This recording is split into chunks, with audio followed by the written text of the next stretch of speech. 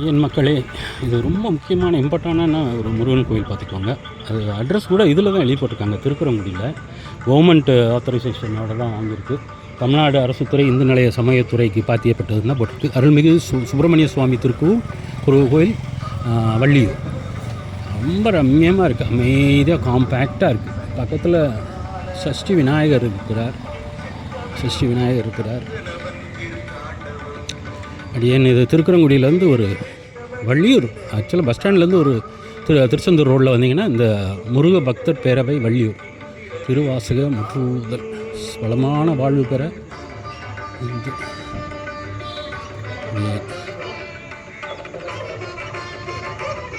செல்வம் பெருகுதல் மன அமைதி. ரொம்ப அமைதியாக இருக்குது. பாட்டு வேறு ஓடிட்டுருக்கு, முருகன் சாங்ஸு.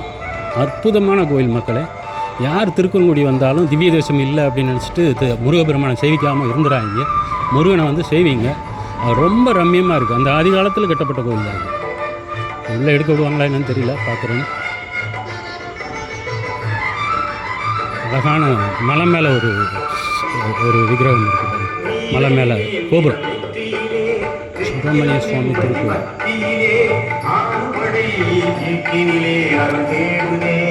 அழகான பாட்டு ஓடின்னு இருக்கு.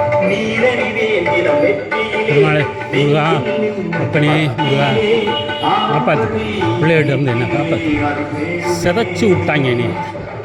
அப்பனே முருகா, முருகா. இதோடு நிப்பாட்டிக்கிறேன். இதுக்கு மேலே எடுக்க வேண்டாம்னு நினைக்கிறேன். ஏன்னா ப்ரொசீஜர் இருக்கும், கோயிலோட ப்ரொசீஜர்ஸ் இருக்கும். எடுக்கக்கூடாதுங்கிற ப்ரொசீஜர் இருக்கும். நான் பயந்து எடுக்க விரும்பலை. அப்படியே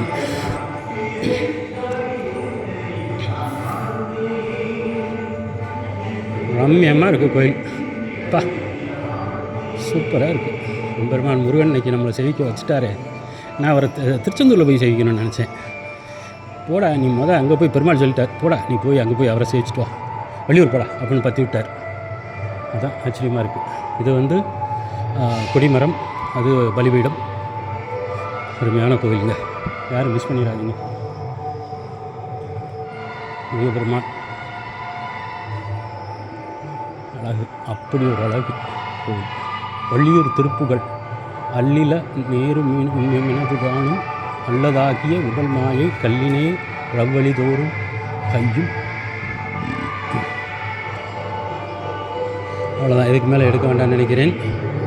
இதுக்கு மேலே எடுத்து ஏதாவது சொல்லுவாங்க, போதும்.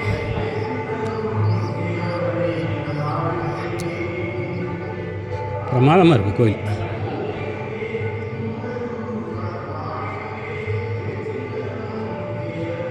முருகா, அப்பனே எனக்கு வழிகாட்டப்பா. உன்னை நம்பியா ஆச்சுன்னா கைவிட மாட்டாங்கன்னு சொல்கிறாங்க. நீ என்னையை மட்டும் ஏன் எப்போ பார்த்தாலும் கைவிட்டுட்டே இருக்கு?